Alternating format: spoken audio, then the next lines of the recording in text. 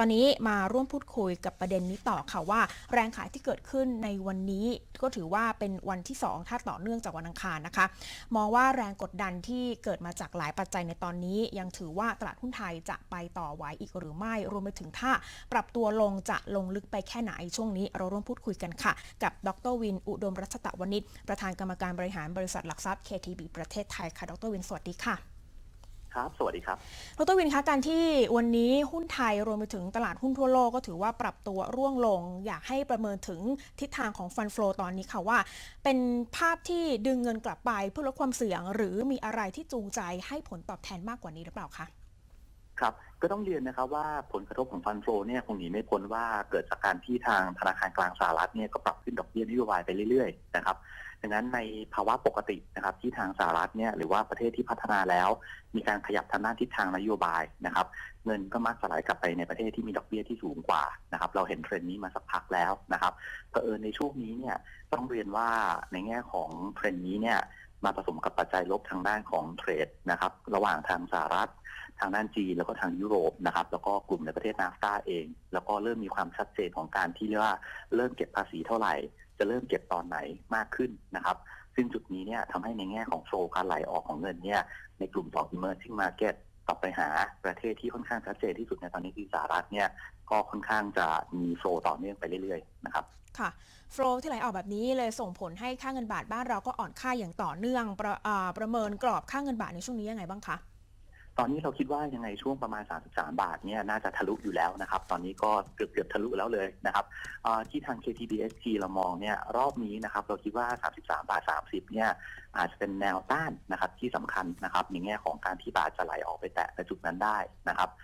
หลักๆเราคงหนีไม่พ้นในช่วงต้นเนี่ยตั้งแต่ต้นปีมาก็คงเห็นฝรั่งขายหุ้นนะครับแต่ในช่วงหลังที่บาทอ่อนอย่างมีนัยสำคัญเนี่ยคงหนีไม่พ้นเช่นกันที่เกิดจากการที่ฝรั่งเนี่ยมีการขายตราสารหนี้ไทยเพิ่มเติมนะครับซึ่งจุดนี้นี่เองผมคิดว่า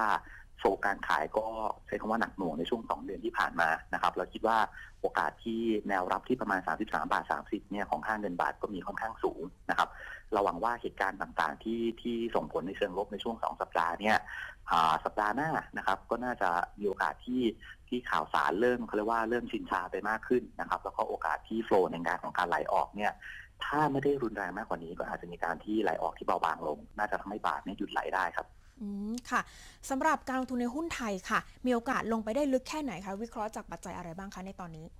ครับต้องเรียนนะครับว่าทุกครั้งที่โฟลไหลออกจาก emerging market รวมทั้งประเทศไทยด้วยเนี่ยคงหนีไม่พ้นผลกระทบอันแรกเนี่ยก็คือเกี่ยวกับในแง่ของ valuation ของตลาดที่เราดูจาก PE เป็นหลักนะครับในช่วงก่อนที่โฟลไหลออกเนี่ย PE ทางตลาดเรามองไว้ประมาณสัก17-18 เท่านะครับตอนนั้นทางบริษัทเราก็ให้ target อยู่ที่ประมาณ 1,840 จุดนะครับแต่พอโฟลเริ่มไหลออกอย่างมีนัยสำคัญเนี่ยแม้ว่า earning นะครับเรายังไม่มีการปรับลดเพราะว่าโดยรวมเนี่ย earning ของบริษัทจดทะเบียนยังค่อนข้างดูดีนะครับเติบโตประมาณ 9-10% ในปีนี้นะครับแต่ในแง่ของ PE เนี่ยเราปรับลดจาก17-18 เท่าลงมาเหลือประมาณ15-15 เท่าครึ่งนะครับซึ่งถ้าการเขาเรียกว่า devalue ของ PE ของตลาดในช่วงที่เงินไหลออกนะครับมา 15-15 เท่าครึ่งเนี่ย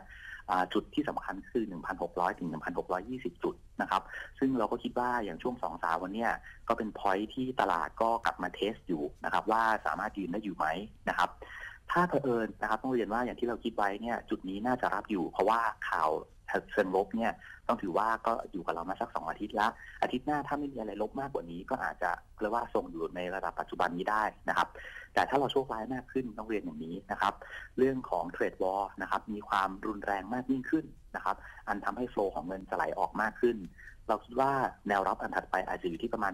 1,540 จุดนะครับหรือเป็น PE นะครับโดยที่ยังไม่ปรับลด earning เนี่ยอยู่ที่ประมาณ 14.5 เท่านะครับซึ่งอันนี้ก็ต้องเป็น range ที่นักลงทุนก็ต้องจับตาดูให้ดีๆนะครับควบคู่กับการไหลของค่าเงินครับค่ะตอนนี้ถ้ามองว่าระดับ 1,600 ถึง 1,620 จุดน่าจะเป็นแนวรับที่ยังเอาอยู่จังหวะในระดับปัจจุบัน 1,630 จุดบวกลบแบบนี้ค่ะถือเป็นจังหวะที่ซื้อหรือเปล่าคะถ้ายังไม่ใช่จังหวะซื้อนักลงทุนที่มีหุ้นในพอร์ตควรทำยังไงดีคะต้องเรียนนะครับว่าเนื่องจากตอนนี้ภาวะหุ้นเนี่ยในแต่ละตัวเนี่ยอาจจะมีการปรับขึ้นลงมากกว่าในแง่ของตลาดนะครับเผ ภาพโดยรวมที่เราแนะนำก็คือถ้าต่ำกว่า 1,650 จุดเนี่ยหุ้น Big Cap หลายๆตัวที่มีการปรับลดลงค่อนข้างเยอะก็อาจจะถือเป็นจุดที่น่าสนใจในการเข้าไปค่อยๆทยอยรับนะครับ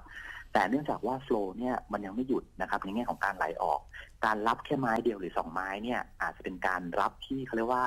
ที่เร็วเกินไปและเยอะเกินไปนะครับในช่วงลักษณะนี้นะครับทาง KTBST เราเนี่ยแนะนำว่าถ้าทยอยรับอาจจะแบ่งเป็นไม้ที่ถี่ขึ้นนะครับตอนนี้เราแนะนำเป็น5ไม้นะครับตั้งแต่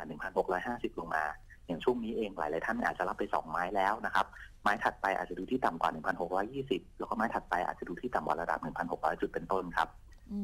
ค่ะได้ค่ะวันนี้ทางรายการขอบคุณดร.วินมากสำหรับคำแนะนำในการลงทุนประจำวันนี้ค่ะขอบคุณมากค่ะครับสวัสดีครับค่ะสวัสดีค่ะนี่เป็นมุมมองนะคะจากทางบริษัทหลักทรัพย์ KTB ประเทศไทยตอนนี้ฟันโฟลทิศทางที่ก่อนหน้านี้เรามองว่าจะเป็นปัจจัยหลักๆที่จะส่งเสริมภาพการลงทุนแต่เมื่อมีประเด็นตั้งแต่ในช่วงสัปดาห์ที่แล้วการที่เฟดหรือว่าธนาคารกลางสหรัฐนะคะมีการปรับขึ้นอัตราดอกเบี้ยยิ่งเป็นปัจจัยที่ทำให้โฟลไหลออกและอีกประเด็นหนึ่งในต่อเนื่องมาถึงสัปดาห์นี้ก็คือการที่ข้อพิพาททางการค้าระหว่างสหรัฐและจีนไม่เพียงแค่การตอบโต้แค่สหรัฐฝั่งเดียวนะคะจีนหรือยุโรปเองก็จะมีการตอบโต้กลับกันด้วยเพราะฉะนั้นปัจจัยต่างประเทศที่ยังคลุมเครือแบบนี้เลยเป็นอีกหนึ่งประเด็นสำคัญค่ะที่ทำให้ฟันโฟลยังคงไหลออกทาง KTB ประเทศไทยนะคะยังมองว่าระดับ 1,600 ถึง